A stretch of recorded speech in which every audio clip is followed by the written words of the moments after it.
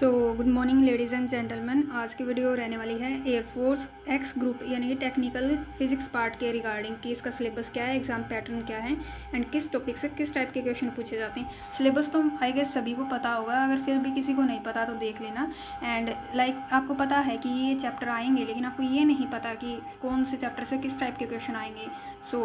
इसलिए मैं ये वीडियो बना रही हूँ। मुझे ऐसी कोई वीडियो वाईटी पर मिली नहीं। मैं प्रिपरेशन करती थी तब मैंने भी बहुत देखा। मैंने ये चैनल इसीलिए खोला है ताकि आप लोगों की भी थोड़ी बहुत मदद हो जाए। चलिए आज की वीडियो स्टार्ट करते हैं। जैसे कि आपको पता है 25 क्वेश्चन आते हैं, आपके 20 मिनट में करने होते हैं आपको। यही इसका मेन टास्क है फिजिक्स और मैथ का कि ना, इंग्लिश तो आराम से हो जाएगी 20 मिनट में, लेकिन जो मैथ एंड फिजिक्स है टेक्निकल सब्जेक्ट हैं ये 11th-12th के। ये थोड़ा टाइम टेकिंग प्रोसेस हो जाता है। जितनी ज़्यादा आपकी प्रैक्टिस होगी उतना ही आप आराम से इसको हैंडल कर पाओगे। 20 मिनट के अंदर करने हैं आपको 25 क्वेश्चन। एंड आपको जैसे पता होगा, एक क्वेश्चन सही करोगे तो 1 नंबर मिलेगा एंड गलत करोगे तो 0.25। एंड हाँ, बहुत न्यूमेरिकल भी क्वेश्चन आते हैं, थ्योरी बेस्ड भी आते हैं। किस चैप्टर से न्यूमेरिकल आते हैं, किस से थ्योरी बेस्ड आते हैं, मैं बताने वाली हूँ। देखो, आपके टोटल आपके 20 चैप्टर्स हैं। 10 हैं आपके 11th क्लास के, 10 हैं आपके 12th क्लास के। 11th क्लास में जैसे कि आपको पता है मैकेनिक्स, काइनामेटिक्स ये वगैरह, एंड 12th क्लास में इलेक्ट्रोस्टैटिक्स वगैरह के चैप्टर आते हैं। देखो, फर्स्ट आता है आपका chapter physical world and measurement units and dimension. ये वही चैप्टर है। इसमें से यूनिट पूछ ली आपको, किसी की डायमेंशन पूछ ली, रिफ्रैक्टिव इंडेक्स की पूछ ली, एंड बोल्ट्जमैन कांस्टेंट की पूछ ली, और भी ग्रेविटेशनल कांस्टेंट की यूनिट पूछ ली। तो इस टाइप के क्वेश्चन आते हैं। काइनामेटिक्स होता है 1D motion, 2D motion, circular motion. उसमें से भी क्वेश्चन पूछ सकते हैं आपसे। सेंट्रीपिटल एक्सेलरेशन पे पूछ लेंगे, या फिर इक्वेशंस ऑफ मोशन, उससे क्वेश्चन आ जाएगा इसमें।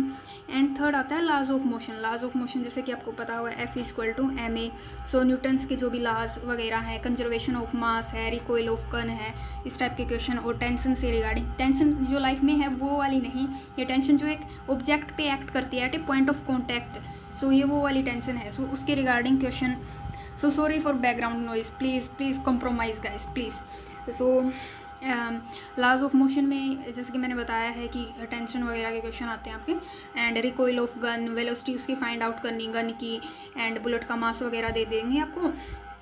इस तरीके से वर्क पावर एनर्जी, हाँ इसमें न्यूमेरिकल भी पूछे जा सकते हैं, एंड थ्योरी बेस्ड भी क्वेश्चन आ सकता है। वर्क पावर एनर्जी में थ्योरी बेस्ड भी आ सकता है, एंड ज़्यादातर चांस होते हैं कि न्यूमेरिकल भी पूछ ले। थ्योरी बेस्ड पूछेंगे तो एक पर्सन है, वो स्टैंड खड़ा है, अपने सिर पर कितना भी आई गेस 50 kg का कोई भी ऑब्जेक्ट लेके खड़ा है। ये बताओ कि उसने कितना वर्क किया। तो वर्क तो उसका जीरो होगा, क्योंकि उसने कोई मूवमेंट ही नहीं करी, डिस्प्लेसमेंट ही नहीं हुआ वहाँ पर। इस टाइप के क्वेश्चन थ्योरी बेस्ड भी आ सकते हैं। एंड ये देन आता है आपका, ये होता है रोटेशनल मोशन वाला चैप्टर। आपको जैसे कि पता होगा I=mr², प्लेट वाले होते हैं ना क्वेश्चन कि ओलोस्फीयर में कितना होगा, एंड ये उस टाइप के ही क्वेश्चन पूछे जाते हैं। एंड ग्रेविटेशन, ये मोस्ट इंपॉर्टेंट टॉपिक है, आपका 11th क्लास का तो मोस्ट इंपॉर्टेंट टॉपिक है। Gravitational constant, gravitation law and Kepler's law. इनसे रिगार्डिंग क्वेश्चन पूछे जाते हैं। ऑर्बिटल वेलोसिटी, आप नीचे जाओगे तब ग्रेविटी इंक्रीज होगी, डिक्रीज होगी। डेंसिटी वाला भी पूछ लेंगे, 4/3πr, वो जैसे कि वो फॉर्मूला आपको पता ही होगा। देन बल्क मैटर में सरफेस टेंशन, कैपिलरी, तो इसमें 3-4 वो लॉज वगैरह हैं जैसे कि आपको पता होगा। दे रखे हैं सॉलिड्स वाला जो भी था, हटा दिया था तब। तो 11th में जो भी इसके अंदर जो भी पार्ट्स आता है उससे क्वेश्चन आते हैं, विस्कोसिटी वगैरह से। Thermodynamics very important chapter. इसमें कार्नोट इंजन का जो क्वेश्चन आता है वो आता है थर्मोडाइनमिक्स के 0th law, 1st law, 2nd law, 3rd law, ऐसे ही। एंड इससे भी ज़्यादा कुछ इतने क्वेश्चन नहीं बनते, लेकिन पूछ लेते हैं कभी कभी वेलोसिटी वगैरह गैस की। ये है आपका 9th चैप्टर। एंड 10th है ओसिलेशंस एंड वेव। इसमें SSM के रिगार्डिंग आ जाता है, साउंड के रिगार्डिंग आ जाता है, लॉन्गिट्यूडिनल वेव है, एंड एम्पलीट्यूड वगैरह पूछ लेते हैं, लाउडनेस वगैरह से क्वेश्चन आ जाते हैं इसमें। देन आता है आपका इलेक्ट्रोस्टैटिक करंट, इलेक्ट्रिसिटी। इनसे बेसिकली न्यूमेरिकल पूछे जाते हैं, कूलम्ब्स लॉ वगैरह, पैरेलल प्लेट कैपेसिटेंस, या फिर रेजिस्टेंस इंक्रीज, टेम्परेचर इंक्रीज करें तो रेजिस्टेंस पे कितना फ़र्क पड़ेगा, क्या इंक्रीज होगा डिक्रीज होगा। इस टाइप के क्वेश्चन पूछे जाते हैं इनसे। And magnetic effects of current and magnetism, इसमें से बायोट सेवरेट लॉस, इन चीज़ों से क्वेश्चन आ जाते हैं। देन EMI एंड AC से आता है, अल्टरनेटिव करंट वगैरह से क्वेश्चन आते हैं, न्यूमेरिकल वगैरह देख लेना। EM वेव से पूछ लेते हैं, वेव लेंथ पूछ लेते हैं, एक्स रेज, गामा रेज। देखो ऑप्टिक्स जैसे कि आपको पता है, इसमें मिरर वाला भी पार्ट आ गया, लेंस वाला भी आ गया। यंग से डबल स्लिट एक्सपेरिमेंट, जिसमें fringed with width find out करते हैं, इस टाइप के क्वेश्चन आएंगे। Then matter and radiation like photoelectric effects वगैरह, एंड एटम्स एंड न्यूक्लियाई से भी क्वेश्चन आ जाते हैं, कभी कभी रेडियस वगैरह के रिगार्डिंग। इलेक्ट्रॉनिक डिवाइस से भी कोई डिवाइस का पूछ लेते हैं, लाइक ये किस पे वर्क करता है, प्रिंसिपल वगैरह, एंड कम्युनिकेशन डिवाइसेस। सो इसमें भी यही है। एंड वो मैंने ऐड कर दिया NPN डायोड वाला, हाँ ये भी क्वेश्चन आते हैं। सो देखो, आपको मैंने चैप्टर बता दिए, चैप्टर आपने पढ़े होंगे। अगर आप एक्स ग्रुप का फॉर्म भरोगे तो आपने 11th 12th फिजिक्स से ही पास की होगी ना, ये तो आपको पता ही है। सो आपको ये चैप्टर तो पता होंगे, इनके अंदर के किस किस टाइप के भी होते हैं। लाइक अब मैंने बता दिया पर्टिकुलरली इस टाइप के पूछे जाते हैं। सो सबसे पहले आपको क्या करना है, आपको सिलेबस कंप्लीट करना है। लाइक अभी इतना टाइम नहीं है कि आप 20 के 20 चैप्टर फुल डिटेल से, वैसे आप ऊपर से वन शॉट देख के तो कंप्लीट कर सकते हो, लेकिन वो है ना कि आपको कॉन्सेप्ट ही नहीं समझ में आएंगे तो फ़ायदा क्या है। यहाँ पे आपने ऐसा तो नहीं है कि आप ऊपर से पढ़ के चले जाओगे तो वहीं आ जाएगा, ऐसा नहीं है, आपको डीप में पढ़ना पड़ेगा। लाइक ऐसे करो कि 10 चैप्टर करो तो वो इस तरीके से करो कि उससे कोई भी क्वेश्चन आए तो आपका छूटे नहीं। वैसे ऐसे पॉसिबल नहीं है कि आप 10 चैप्टर करो और उन्हीं 10 से वही जो क्वेश्चन आ जाए आप कर ले जाओ।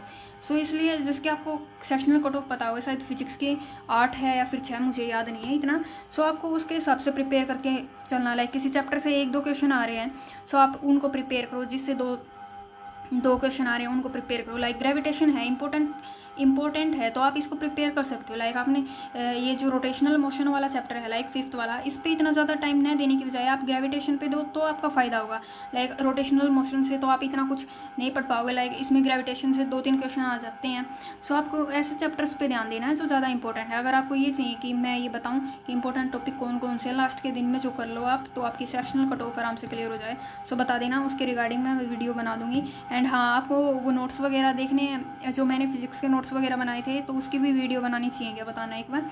एंड देखो, मैं सिलेबस बता सकती हूँ आपको, ये टाइप के क्वेश्चन आते हैं, ये बता दिया मैंने। सो पढ़ना आपका काम है, पढ़ना आपको ही पड़ेगा। एंड मैं टीचर बता दूँ तो फिजिक्स का तो अलग से कल स्ट्रेटेजी वीडियो भी आ जाएगी, उसमें लाइक इंपॉर्टेंट टॉपिक्स वगैरह एंड किस टीचर से पढ़ना चाहिए। वैसे मैंने तो एक ही टीचर से पढ़ा था, RS सर। सो आपको जो भी समझ में आए वो कर लेना। एंड हाँ, अगर किसी के पास 11th 12th में जो उन्होंने पढ़ा है उसके नोट्स हो ना, लाइक जो अपने स्कूल टाइम में बनाए हैं, तो उसको एक बार रिवाइज कर लेना। वैसे तो ये नहीं कि एयरफोर्स का लेवल कुछ बहुत ही ज़्यादा है, लाइक JEE मेंस जैसा या एडवांस जैसा, ऐसा कुछ नहीं है। लेकिन एक बार आप अपने जो नोट्स वगैरह जो भी आपने जहाँ से भी अपनी टेक्स्ट बुक या फिर कहीं से भी पढ़ा होगा ना अपनी बुक्स वगैरह से, सो एक बार उसको पढ़ लेना 11th 12th का। दैन ही आप वीडियो लेक्चर या फिर जो भी जहाँ से भी आप कंप्लीट कर रहे हो तो वहाँ से करना। एंड फिजिक्स में इतना ही है, मैंने बता दिया। सबसे ज़्यादा मैं कहूँ तो एयरफोर्स एक्स ग्रुप वाले बच्चों का फिजिक्स का ही डर रहता है, क्योंकि बच्चों की सेक्शनल कट ऑफ क्लियर नहीं होती। वो ज़्यादा अटैम्प्ट कर देते हैं, लाइक ये भी सही होगा, ये भी सही होगा, एंड लास्ट में जाके वो नेगेटिव की तरफ ज़्यादा चले जाते हैं। सो इसमें कोई फ़ायदा होने वाला नहीं है कि आप ज़्यादा क्वेश्चन अटैम्प्ट करो। सो इतना टारगेट बना के चलो, लाइक और सब्जेक्ट में आप इंक्रीज कर सकते हो। आप इंग्लिश में टारगेट बना सकते हो 15+ का, मैथ में बना सकते हो। लेकिन फिजिक्स में अगर आपको ये लग रहा है कि आपकी वीक है, तो फिर इसको मतलब एक पर्टिकुलर इतना टारगेट रखो कि आपके सेक्शनल कट ऑफ क्लियर हो जाए। ज़्यादा आपको सोचना भी नहीं है, लाइक इतना सोचो कि मेरे 10 नंबर आ जाएं, 10 से ऊपर आ जाएं। सो एक वो सेफर साइड लेके चलनी होती है। एंड सेफ स्कोर वगैरह कुछ नहीं होता, कोई भी पता नहीं चलता कि कितनी कट ऑफ चली जाए आगे। सो उतना प्रिपेयर करके चलो जितना तुम कर सकते हो, as much as you can. So उतना करना चाहिए तुम्हें। लेकिन अगर आप एक कट ऑफ की तरह देखोगे तो कट ऑफ, सो बताना कि कट ऑफ पे भी वीडियो बनानी चाहिए, या फिर और भी कोई भी रिगार्डिंग डाउट्स आपको फिजिक्स का, लाइक यही 20 टॉपिक हैं, आप स्क्रीनशॉट ले सकते हो इनका। सो आई होप आपने स्क्रीनशॉट वगैरह ले लिया होगा। सो यही टॉपिक हैं, एंड इनको लिख लो कहीं एक जगह, एंड वहाँ बनाते चलो अपना टारगेट कि इतने दिन में, इस वीक में मुझे ये 2 चैप्टर्स वगैरह करने हैं, इनकी प्रैक्टिस वगैरह करनी। एंड मैं कहूँगी कि एक चैप्टर के आपको क्वेश्चन, आई गेस ऐसी कोई फिक्स लिमिट नहीं है कि लाइक आप इतने क्वेश्चन कर जाओगे। सो जितना हो सकता है उतनी प्रैक्टिस करो एंड अच्छे से अपनी प्रिपरेशन करो। कोई भी डाउट हो आपको किसी भी चीज़ के रिगार्डिंग, सो आप कमेंट कर देना। मैंने ये चैनल इसीलिए खोला है। And thank you.